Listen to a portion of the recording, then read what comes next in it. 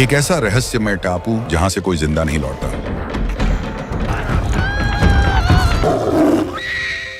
अपनी किस्मत चमकाने निकले फिल्मकारों का एक दल समंदर के बीचों बीच रास्ता भटक जाता है। मौत के साए में वे एक ऐसे आइलैंड पर पहुंचते हैं जहां कुदरत के नियम नहीं चलते। वहां की विशाल दीवारों के पीछे एक ऐसा राजकैद था जो उनकी जिंदगी को हमेशा के लिए खत्म करने वाला था।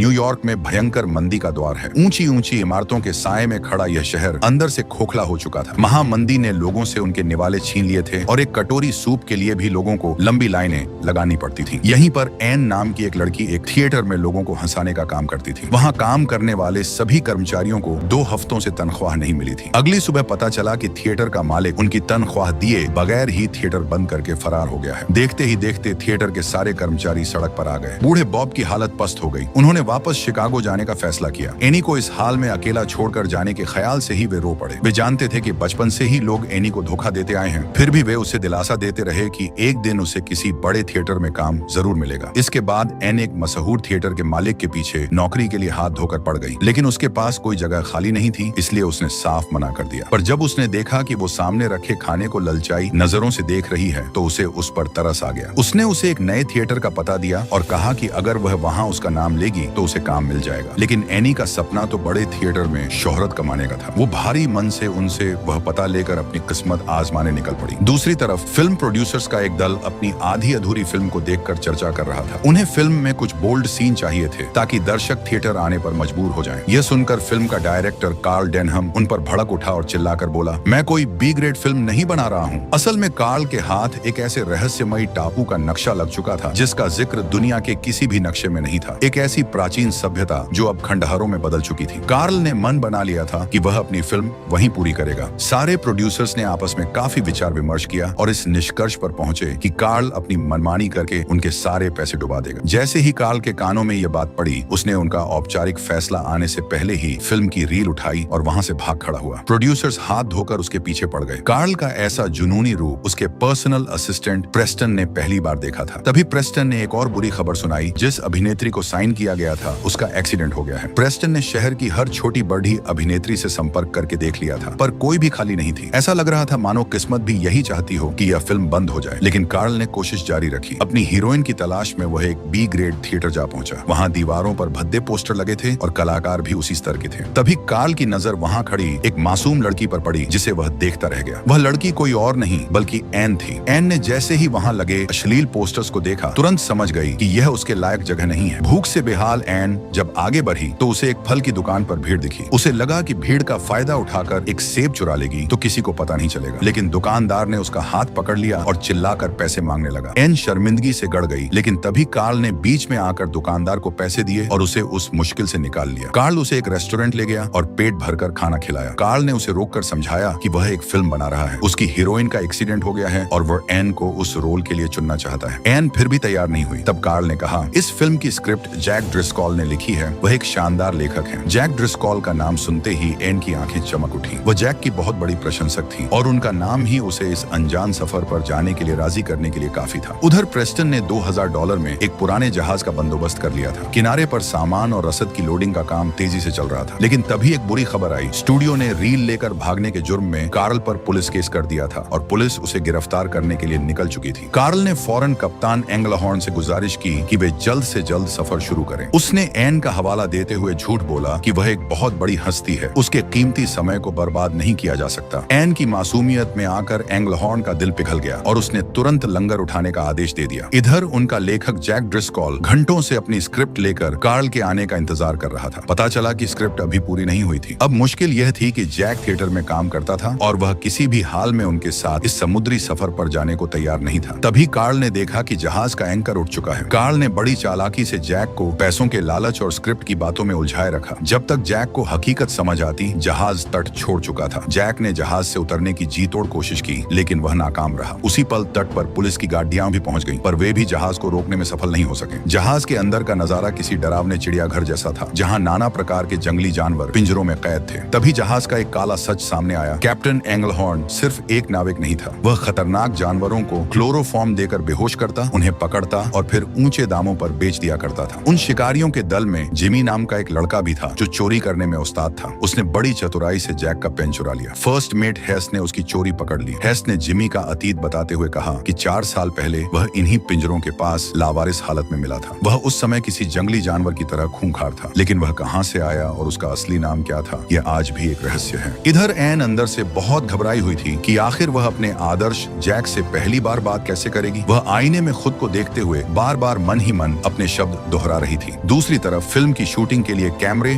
और अन्य उपकरण तैयार किए जा रहे थे। एन भी पूरी तरह तैयार होकर उनसे मिलने पहुंची और सामने बैठे शख्स को देखकर हैरान रह गई। उसने उत्साह में आकर उसकी तारीफों के पुल बांध दिए, लेकिन असल में वह जैक से नहीं बल्कि फिल्म के हीरो ब्रूस से बात कर रही थी। असली जैक पीछे खड़ा यह सब सुनकर मंद मंद मुस्कुरा रहा था। यहीं से उन दोनों के बीच एक अजीब सा प्यारा रिश्ता पनपने लगा। अक्सर शूटिंग के दौरान भी वे एक दूसरे की आंखों में इस कदर खो जाते कि शॉट पूरा करने में भी दिक्कत होने लगती थी। जहाज पर मौजूद सभी लोगों को यही पता था कि वे सिंगापुर जा रहे हैं, लेकिन अब अचानक कार्ल कैप्टन एंग्लहॉर्न से दक्षिण पश्चिम की ओर मुड़ने के लिए कहता है। कैप्टन एंग्लहॉर्न उसे नक्शा देखने के बाद बताता है कि उस दिशा में जमीन का कोई टुकड़ा मौजूद नहीं है। इस पर कार्ल उसे यकीन दिलाता है कि उधर एक स्कल आइलैंड है जिसे आज तक किसी ने नहीं खोजा है। कार्ल उसे लालच देता है कि वहां पहुंचने पर कैप्टन को सिर्फ फायदा ही फायदा होगा। एक पल के लिए अनुभवी कैप्टन के मन में भी लालच आ जाता है और वह जहाज का रुख मोड़ने को तैयार हो जाता है। शायद जिमी इस दिशा के खतरों को पहचानता था। उसने दबी जुबान में अपने कुछ साथियों को भड़काना शुरू कर दिया कि कार्ल उन्हें जानबूझकर दक्षिण पश्चिम की ओर ले जा रहा है। जब बाकी क्रू मेंबर्स ने कार्ल को घेर लिया और सख्ती से पूछताछ की तो उसने आखिरकार सच उगल दिया कि वे स्कल आइलैंड को खोजने जा रहे हैं। हम उसे खोजेंगे, वहां फिल्म फिल्माएंगे और सुरक्षित लौट आएंगे। सुनने में यह योजना जितनी आसान और रोमांचक लग रही थी, हकीकत उससे कहीं ज्यादा खौफनाक थी। जहाज के कुक लंपी ने एक पुरानी घटना का जिक्र करते हुए बताया कि 7 साल पहले वह और हेस एक नॉर्वेजियन जहाज पर काम करते थे। एक दिन उन्हें समंदर के बीचों बीच एक भटकता हुआ आदमी मिला जो अधमरी हालत में था। उसकी नाव किसी अनजान टापू से टकराकर तहस नहस हो गई थी। उस आदमी ने मरते मरते बताया था कि वहाँ एक विशालकाय दीवार थी, इतनी पुरानी कि उसकी उम्र का अंदाजा लगाना भी मुश्किल था। यह सुनकर जहाज पर मौजूद सभी लोग सिहर उठे। सबके मन में एक ही खौफनाक सवाल था कि आखिर किसे कैद करने के लिए 100 फीट ऊंची दीवार बनाई गई होगी। लेकिन कार्ल ने लंपी की बातों को महज एक मजाक कहकर हवा में उड़ा दिया। तब हेस ने भी दखल दिया और कार्ल को बड़ी गंभीरता से समझाया कि अगर वह वाकई उस आइलैंड पर गया तो वहां से उसका बचकर लौट पाना नामुमकिन होगा। दूसरी तरफ जैक और एन के बीच की सारी बाधाएं खत्म हो चुकी थी। वे दोनों एक दूसरे को जी जान से प्यार करने लगे थे। उसी शाम कार्ल को एक और बुरी खबर मिली। कैप्टन एंग्लहॉर्न को सूचना मिल चुकी थी कि कार्ल के खिलाफ गिरफ्तारी का वारंट निकला है। उन्हें आदेश मिला था कि वे जहाज को तुरंत रंगून के तट पर ले जाएं। कार्ल कैप्टन के आगे गिड़गिड़ाने लगा कि बस 1 हफ्ते में उसकी फिल्म पूरी हो जाएगी, लेकिन कैप्टन ने उसकी एक न सुनी और जहाज को रंगून की ओर मोड़ दिया। तभी उनका कंपास अचानक गोल गोल घूमने लगा। इस तारों की मदद से दिशा देखने ऊपर गया, लेकिन आसमान साफ नहीं था। इधर जैक नक्शे को टटोल रहा था। तभी उसे नक्शे पर एक अजीब सा दाग देखा। कार्ल को लगा कि वह कॉफी का धब्बा होगा, पर गौर से देखने पर वह धब्बा खोपड़ी जैसा मालूम पड़ा। कार्ल की आंखें चमक उठी। वे स्कल आइलैंड के बहुत करीब थे। तभी अचानक जहाज घनघोर धुंध में फंस गया। कैप्टन के आदेश पर तुरंत पानी की गहराई झांची गई। पता चला कि वे किसी जमीन से टकराने वाले हैं। कैप्टन ने फिर भी जहाज नहीं रोका और गहराई नापते हुए उसे आगे बढ़ाते रहे। तभी जिमी चिल्ला उठा कि वे सामने एक विशाल चट्टान से टकराने वाले हैं। तुरंत इंजन बंद कर दिया गया और गति नियंत्रित करने की पूरी कोशिश की गई, लेकिन जहाज एक झटके के साथ चट्टान से जा टकराया। जहाज अब चट्टानों के बीच बुरी तरह फंस चुका था। डेक पर मौजूद एन की नजर जब सामने पड़ी तो वह उन विशालकाय दीवारों को देखकर दंग रह गई। यही वह रहस्यमयी स्कल आइलैंड था। सुबह की पहली किरण के साथ ही कार्ल अपनी टीम लेकर उस आइलैंड को कैमरे में कैद करने के लिए निकल पड़ा।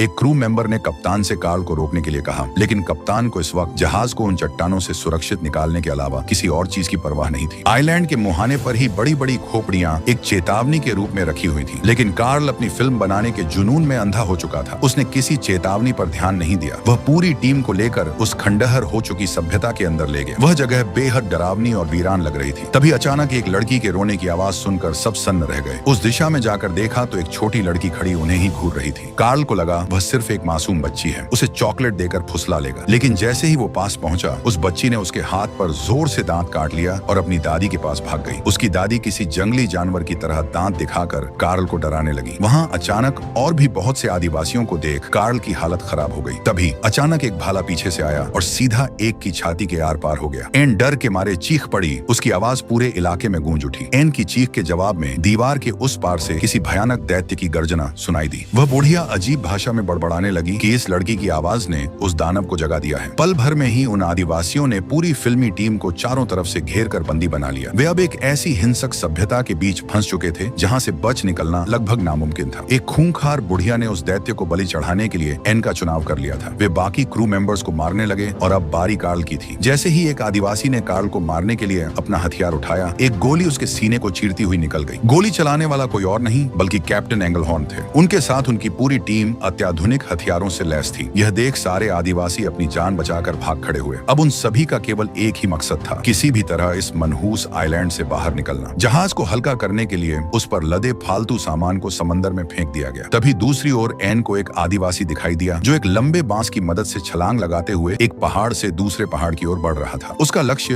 वही जहाज था। जहाज पर अफरा तफरी मची हुई थी और इसी बीच वह आदिवासी डेक पर पहुंच गया। कूदने के दौरान उसका एक अनोखा छल्ला डेक पर गिर गया। थोड़ी देर बाद वह छल्ला जैक को मिला। जैक घबराकर एन के केबिन में गया तो उसके होश उड़ गए। एन गायब थी। वह आदिवासी उसे उठाकर ले जा चुका था। इधर काफी कोशिशों के बाद आखिरकार जहाज पानी में उतर आया। जहाजियों में खुशी की लहर दौड़ गई। तभी जैक ने चीख कर बताया कि एन को आदिवासी उठा ले गए हैं। उधर स्कल आइलैंड पर ढोल नगाड़ों की भयानक आवाजें गूंजने लगी। वे खूंखार आदिवासी एन को उस विशाल दीवार के उस पार रहने वाले दैत्य को भेंट चढ़ाने की तैयारी कर रहे थे। कैप्टन एंगलहॉर्न तुरंत अपनी फौज तैयार की और एक छोटी नाव लेकर एन को बचाने के लिए निकल पड़े। तब तक आदिवासियों ने अपना अनुष्ठान पूरा कर लिया था। एन को एक बांस के विशालकाय पुल पर बांधकर खाई के उस पार पहुंचा दिया गया। ठीक उसी समय कप्तान की टीम आइलैंड के किनारे पर पहुंच गई। तभी जंगल की गहराइयों से पहली बार वो विशालकाय दैत्य सामने आया। इस आइलैंड का इकलौता राजा कॉन्ग। उसे करीब से देखकर एन डर के मारे चीख पड़ी। कॉन्ग ने एन को अपने विशाल हाथों में उठाया और दीवार के पीछे घने जंगलों की ओर ओझल हो गया। ये मंजर देख कार्ल के होश उड़ गए, लेकिन ये बात उसने किसी को नहीं बताई। हालात की गंभीरता को देखते हुए कैप्टन ने फैसला किया कि दीवार के उस पार केवल 15 लोग ही जाएंगे, जबकि बाकी लोग जहाज की सुरक्षा करेंगे। उन 15 लोगों को केवल 24 घंटे की मोहलत दी और साफ कर दिया कि कल रात ठीक इसी समय वे यहाँ से निकल जाएंगे, चाहे एन मिले या न मिले। हेस के नेतृत्व में 15 लोगों का दल बना। जिमी भी उनके साथ जाने के लिए जिद करने लगा, लेकिन हेस ने उसकी एक न सुनी। उसने जिमी को बेटे की तरह पाला था और उसे मुसीबत में नहीं डालना चाहता था। वही कार्ल का लालच अभी भी खत्म नहीं हुआ था। वह उस भयानक कॉन को रिकॉर्ड करने के लिए चुपके से अपने साथ एक छोटा कैमरा भी ले गया। थोड़ी देर में ही हेस को पता चला कि जिमी भी चुपके से उनके साथ आ गया था। अभी वे जंगल में कुछ दूर ही गए होंगे कि तभी गैंडे की प्रजाति के एक विशाल जीव ने उन पर हमला कर दिया। दल के कई लोग उसकी चपेट में आ गए और उनमें से एक तो लगभग उसके पैरों के नीचे कुचलने ही वाला था। किसी तरह जैक ने फुर्ती दिखाते हुए उसे बचा लिया, लेकिन इस चक्कर में वह खुद मुसीबत में फंस गया। तभी हेस ने उस जीव के सिर में अपनी बंदूक की पूरी मैगजीन उतार दी। वे सभी बाल बाल बच गए। दूसरी ओर कोंगन को लेकर तेजी से भागता हुआ अपने गुप्त ठिकाने पर पहुंचा। उसके ठिकाने के अंदर कई इंसानी कंकाल बिखरे पड़े थे, जिनके गले में बिल्कुल वैसा ही हार था जैसा एन को पहनाया गया था। एन की रूह कांप गई। उसने वह नुकीला हार कोंग के हाथ में छुपा दिया और उसके चंगुल से छूट गई। तभी उसे पीछे से अपने साथियों की आवाजें सुनाई दी, लेकिन कोंग एन को दोबारा अपनी मुट्ठी में कैद किया और वहां से भाग निकला। इधर जब बचाव दल कोंग के ठिकाने पर पहुंचा तो उन्हें अनगिनत कंकाल मिले। फिर भी वे बिना डरे एन की तलाश में आगे बढ़ते गए। एक जगह उन्हें डायनासोरों का एक विशाल झुंड मिला। कार्ल को लगा कि अगर फ्रेम में फिल्म का हीरो नहीं होगा तो लोग यकीन ही नहीं करेंगे कि यह सच है, क्योंकि डायनासोर तो हजारों साल पहले विलुप्त हो चुके थे। लेकिन ब्रूस कुछ ही सेकंड का सीन देने के बाद डर के मारे वहां से भाग खड़ा हुआ। डायनासोर भी उसी दिशा की ओर दौड़ पड़े। वे जीव हिंसक तो नहीं थे, लेकिन उनका एक पैर ही किसी भी इंसान को कुचलने के लिए काफी था। एक पल को तो ऐसा लगा जैसे कार्ल उनके पैरों के नीचे आ जाएगा। फिर भी वह अपना कैमरा फेंकने को तैयार नहीं था। उसी समय पता चला कि डायनासोर किसी और वजह से नहीं बल्कि शिकारी रैप्टर्स के डर से अपनी जान बचाकर भाग रहे थे। वे रैप्टर्स बेहद खतरनाक और फुर्तीले शिकारी थे। तभी उस भगदड़ की वजह से पहाड़ी रास्ता टूटने लगा, जिसके नीचे एक बहुत गहरी खाई थी। जैसे तैसे करके सभी लोग बचकर ऊपर की ओर चढ़ने लगे, लेकिन बदकिस्मत कैमरामैन वहीं फंस गया और एक खूंखार रैप्टर का निवाला बन गया। दूसरी ओर कॉन्गन को लेकर किसी एकांत जगह पर जा चुका था। एन हर पल बस वहां से भागने का मौका तलाश रही थी। अब तक बचाव दल के 4 लोग मारे जा चुके थे, लेकिन कार्ल के सिर से फिल्म बनाने का भूत अभी भी नहीं उतरा था। वह जिद पर अड़ा था और कहने लगा, मैं यह फिल्म जरूर पूरी करूंगा और इसकी सारी कमाई कैमरामैन के बीवी बच्चों को दे दूंगा। लेकिन अब उनके पास केवल 9 घंटे का समय शेष बचा था। ब्रूस ने वापस लौटने की बात छेड़ी, क्योंकि वापस जाने में भी टाइम लगना था। तब हेस ने बाकी लोगों को यह छूट दे दी कि जो भी वापस जाना चाहता है जा सकता है। कुछ लोग ब्रूस के साथ वापस लौट गए। दूसरी तरफ एन अब कोंग से तंग आ चुकी थी। वह विशाल जीव न तो उसे कोई नुकसान पहुंचा रहा था और न ही उसे जाने दे रहा था। तभी एन ने अपना डर छुपाया और उसे रिझाने के लिए डांस करके दिखाने लगी। कोंग उसे किसी कौतूहल भरे बच्चे की तरह बड़े चाव से देखने लगा, लेकिन जब एन थककर चूर हो गई और उसने नाचना बंद कर दिया तो कोंग और डांस देखने की जिद करने लगा। उसने गुस्से में तोड़फोड़ की और नाराज होकर वहां से चला गया। एन वहां से फरार हो गई। उधर हेस की टीम एन की तलाश में एक झील पार कर रही थी। तभी कीड़ों के एक झुंड ने अचानक उन पर हमला हमला कर दिया। अफरा तफरी मच गई, लेकिन वे कीड़े किसी अनजाने डर से अचानक भाग निकले। चारों ओर सन्नाटा पसर गया। यकायक पानी के नीचे से एक विशालकाय जीव निकला, जिसने पलक झपकते ही एक नाव तहस नहस कर दी। सब लोग मछलियों की तरह पानी में तैरते हुए जान की गुहार लगाने लगे। जैक पीठ पर टंगा भारी बैग की वजह से डूबने लगा। जमीन टच करते ही उसने देखा कि वह दैत्य उसके एक साथी को जिंदा निकल गया। अब अगली बारी जैक की थी, लेकिन उसने सही समय पर एक पेड़ की जड़ों के बीच छिपकर अपनी जान बचा ली। फिर मौका मिलते ही भारी बैग फेंका और पानी की सतह के ऊपर आ गया। अभी भी काफी लोग पानी में फंसे हुए थे। एक नाविक बारी बारी से सबको बचा रहा था, लेकिन तभी वह दैत्य उसे भी निगल गया। उसने उनकी दूसरी नाव पर भी अटैक कर दिया। किसी तरह कार्ल पेड़ का सहारा लिया तो उसके कैमरे पर नजर गई। वह दैत्य प्रेस्टन के साथ साथ उसके कीमती कैमरे को भी निगलने वाला था। चाहे जो कर लो, लेकिन कार्ल के कैमरे से मजाक नहीं। उसने अपनी बंदूक की पूरी मैगजीन उस विशालकाय दैत्य पर खाली कर दी। थोड़ी राहत मिलते ही वे सभी फौरन उस खौफनाक झील से बाहर निकल आए, लेकिन कार्ल का जुनून अब भी कम नहीं हुआ था। बाहर आते ही वह उस खतरनाक झील का वीडियो रिकॉर्ड करने लगा। तभी एक रोंगटे खड़े कर देने वाली घटना हुई। ठीक उसके कैमरा फ्रेम के सामने ही वह दैत्य अचानक पानी से निकला और उसके एक और साथी को निगल गया। हालांकि इतनी मुश्किलों के बाद भी वे नहीं रुके और एन की तलाश जारी रखी। उधर प्यास से बेहाल एन ने एक पत्थर से रिसते हुए पानी से अपनी प्यास बुझाई। वह बिना रुके एक ही दिशा में भागती रही, मगर उसे खुद अंदाजा नहीं था कि वह किस ओर जा रही है। इधर टीम को जंगल के बीच एक विशाल पेड़ से बना हुआ विचित्र सा पुल मिला, लेकिन जैसे ही वे उस पुल के बीच पहुंचे, दूसरी ओर से कॉन के गुर्राने की आवाज आने लगी। हेस ने तुरंत खतरे को भांप लिया और सबको वापस लौटने का आदेश देकर हवा में फायरिंग शुरू कर दी। लेकिन इससे पहले कि कोई कुछ समझ पाता, कॉन्ग ने बाहर निकलकर हेस को दबोच लिया। अपने आखिरी पलों में भी हेस जिमी को भागने के लिए कहता रहा। जैसे ही हेस ने कॉन्ग को गोली मारनी चाहिए, कॉन्ग ने उसे उठाकर पहाड़ की चट्टानों पर दे मारा। हेस की खाई में गिरकर मौत हो गई। अपने पिता समान हेस को खोकर बेचारा जिमी वहीं फूट फूट कर रो पड़ा। उधर गोलियों की आवाज एन के कानों तक पहुंच चुकी थी और वह मदद के लिए उसी दिशा की ओर दौड़ पड़ी। तब तक कॉन्ग गुस्से में जोरदार मुक्का ब्रिज पर दे मारा। अगले पल वो दानव उस विशाल पेड़ को भी खाई में गिराने लगा, जिस पर बाकी टीम छड़ी हुई थी। भगदड़ और असंतुलन की वजह से कुछ लोग सीधे खाई में जा गिरे। कार्ल का कैमरा भी हाथ से छूटकर एक पेड़ की शाखा पर अटक गया। ऐसा लग रहा था कि आज सबका काम तमाम हो जाएगा, क्योंकि शक्तिशाली कॉन्ग ने आखिरकार उस पेड़ को उखाड़कर गहरी खाई में गिरा ही दिया। गनीमत रही कि वह पेड़ नीचे गिरते समय किनारों पर अटकते अटकते जा रहा था, जिससे उस पर सवार लोगों की जान चमत्कारिक रूप से बच गई। उधर एन भागते भागते छिपकली जैसे दिखने वाले एक विशालकाय जीव के सामने आ गई। ऐसा लग रहा था मानो दुनिया भर के सबसे खतरनाक जीवों को इसी आइलैंड पर लाकर छोड़ दिया गया हो। यहाँ कदम कदम पर मौत खड़ी थी। एन किसी तरह उन दैत्यों से पीछा छुड़ाकर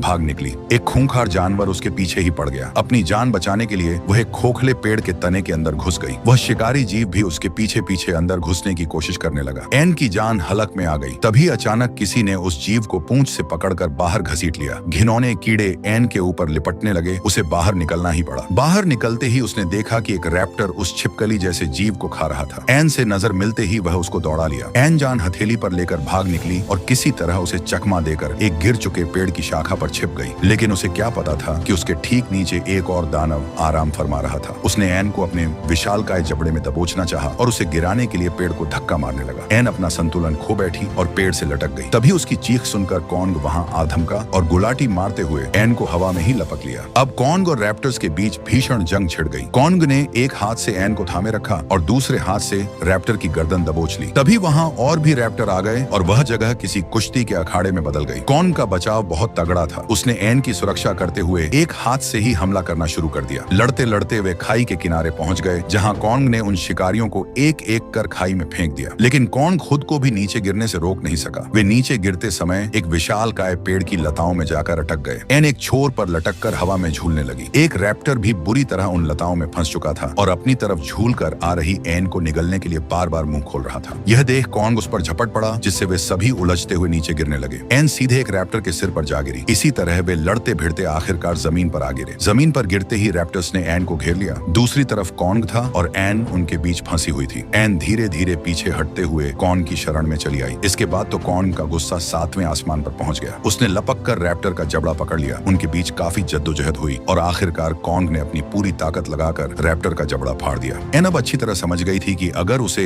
इस आइलैंड से जिंदा निकलना है तो उसे कॉन्ग के साथ ही रहना होगा। दूसरी ओर बचाव दल की हालत बिल्कुल खस्ता हो चुकी थी। अब महज चंद लोग ही बचे थे और वे भी खाई के अंदर फंसे हुए थे, जहां नाना प्रकार के विचित्र और खतरनाक जीव मौजूद थे। कार्ल का कैमरा टूट चुका था और उसके साथ ही फिल्म पूरी करने का उसका सपना भी। वह पागलों की तरह अपना सारा गुस्सा उन खतरनाक जीवों पर निकालने लगा। तभी उनमें से एक सदस्य ने ऊपर चढ़ने की कोशिश की, लेकिन वह एक अजीब से से जीव के हाथों मारा गया। पास में ही कुक के दोस्त की लाश पड़ी थी। कुक जब उसे देखने गया तो वह खुद बदबूदार कीड़ों के दलदल में फंस गया। उसने बहुत हाथ पांव चलाए मगर कुछ न हो सका। एक बड़े कीड़े ने तो कुक के सिर को ही अपने मुंह में दबा लिया। देखते ही देखते कीड़े मकोड़े बाकी लोगों पर भी लपट गए। ऐसा लग रहा था मानो वे जैक को नहीं छोड़ेंगे। तभी किस्मत से जिमी को एक गन मिल गई। उसने जैक पर लिपटे काकरोचों को गोलियों से भून दिया। जैक बच तो गया लेकिन जिमी की गोलियां खत्म हो गईं। उसी पल मकड़ी जैसे और भी विचित्र कीड़े बाहर निकल आए। अब बचने की सारी उम्मीदें खत्म होती दिख रही थीं। तभी कैप्टन अपनी फौज लेकर लौट आया। उन्होंने उन कीड़ों पर अंधाधुंध गोलियों की बारिश कर दी। ब्रूस किसी टार्जन की तरह रस्सी पर झूलते हुए खाई के अंदर चला आया। यह देखकर पूरी टीम में ऊर्जा की नई लहर दौड़ गई। अंततः वे सभी रस्सी के सहारे उस मौत की खाई से बाहर निकल आए। लेकिन जैक खाई के उस पार चढ़ गया। उसे अब भी पूरा भरोसा था कि एन जिंदा होगी और वह उसे लिए बिना वापस नहीं जाएगा। टीम के बाकी लोग जहाज की ओर लौट गए। उधर कार्ल के शातिर दिमाग में एक बेहद खतरनाक योजना चल रही थी। उसने कप्तान से कहा कि कॉनगैन को कोई नुकसान नहीं पहुंचाएगा। उसने अपनी आंखों से उसे सुरक्षित ले जाते हुए देखा था। कार्ल ने आगे समझाया कि वे एन के जरिए कॉन को पकड़ सकते हैं। उसे बेहोश करने के लिए जहाज पर क्लोरोफॉर्म का बड़ा भंडार भी मौजूद है। इससे पूरी दुनिया में उनका नाम हो जाएगा। हालांकि कप्तान ने कार्ल की इस सनक भरी बात को मजाक समझकर हंसी में उड़ा दिया। ये बात समझ पाना मुश्किल था कि आखिर क्यों इस आइलैंड का हर जीव अपने मूल आकार से कहीं ज्यादा विशाल था। जैक तमाम मुश्किलों को पार करता हुआ चुपके से कॉन के ठिकाने पर जा पहुंचा। वहां पहुंचकर जैक ने देखा कि एन और कॉन गहरी नींद में सो रहे थे। जैक ने दबी आवाज में एन को जगाया लेकिन उसकी आहट से कॉन की भी आंख खुल गई और उसने तुरंत जैक पर हमला कर दिया। तभी वहां सो रहे विशाल चमगादड़ जाग उठे और वे झुंड बनाकर कॉन पर लिपट गए। मौका मिलते ही एन जैक की पीठ पर बैठ गई और वे पहाड़ से लटक रही लताओं के सहारे नीचे उतरने लगे। मगर कुछ ही पलों बाद कॉन ने उन लताओं को पकड़ लिया और उन्हें तेजी से ऊपर खींचने लगा। जैक ने उड़ते हुए चमगादड़ का पैर पकड़ लिया और कॉन की पहुंच से दूर निकल गए। कॉन की भयानक गुर्राहट पूरे आइलैंड पर गूंज उठी। वह पागलों की तरह उन दोनों का पीछा करने लगा। इधर कैप्टन एंगलहॉर्न कार्ल की बात मानकर जाल बिछाए दीवार के पास तैयार थे। तभी उन्हें एन और जैक के चीखने की आवाज आई। वे भागते हुए पुल तक आ चुके थे लेकिन उनके साथियों ने जानबूझकर पुल को ऊपर उठा रखा था। वे बस कॉन के आने का इंतजार कर रहे थे। कॉन के करीब आते ही प्रेस्टन ने पुल की रस्सी काट दी। जैक और एन सही सलामत बचकर अपनी टीम के पास लौट आए। इधर कॉन गुस्से में चूर होकर उस विशाल दीवार के दरवाजे को तोड़ने लगा। इसी बीच एन की नजर क्लोरोफॉर्म की बोतलों पर पड़ी। उसे समझते देर नहीं लगी कि ये लोग कॉन को बंदी बनाने वाले हैं। तभी कॉन दरवाजा तोड़कर बाहर निकल आया। शिकारियों ने तुरंत उस पर जाल फेंककर उसे जकड़ लिया। उसके सामने क्लोरोफॉर्म की बोतलें फोड़ दी। ये देख एन कैप्टन से लड़ पड़ी लेकिन उसे वहां से हटा दिया गया। हैरानी की बात यह थी कि कॉन पर क्लोरोफॉर्म का कोई खास असर नहीं हुआ बल्कि वह और भी आक्रामक हो गया और उसने शिकारियों को जाल समेत हवा में उछाल दिया। उसे रोकना अब किसी के बस की बात नहीं थी। सभी लोग दुम दबाकर भाग निकले और खूंखार कॉन्ग उनके पीछे पड़ गया। जैसे ही एक शिकारी ने उस पर गोली चलाई, कॉन्ग ने उसे अपने दांतों से कुचल दिया और उनकी नाव भी तहस नहस कर दी। आखिरकार कैप्टन ने उसे काबू करने के लिए अपना सबसे खतरनाक हथियार चला दिया। कॉन्ग दर्द से घुटनों पर आ गया। एन कैप्टन के सामने उसके जान की भीख मांगने लगी। तभी कार्ल ने सटीक निशाना लगाकर क्लोरोफॉर्म की एक बोतल कॉन्ग की नाक पर फोड़ दी। दवा ने अपना काम किया और वह विशालकाय जीव बेहोश होकर गिर पड़ा। कुछ दिनों बाद कार्ल ने न्यूयॉर्क में एक भव्य स्टेज शो आयोजित किया जहां दुनिया की तमाम बड़ी हस्तियां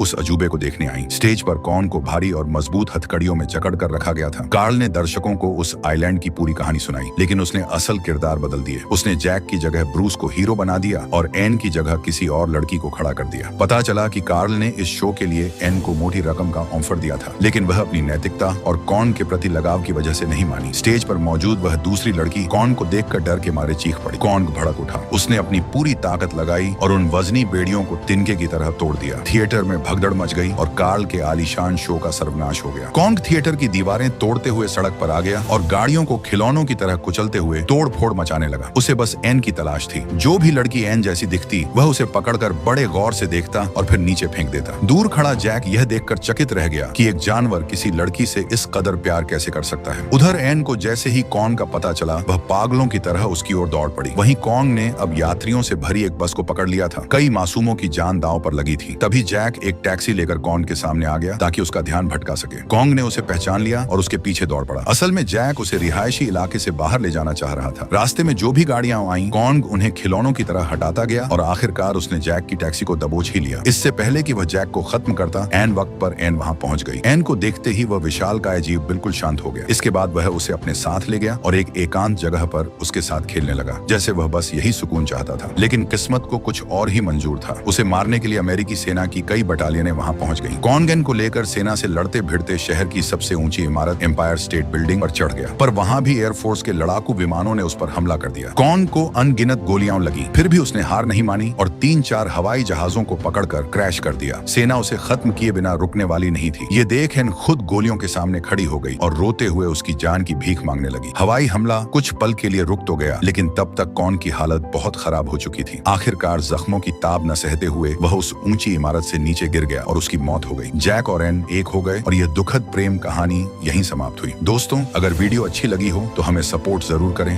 धन्यवाद।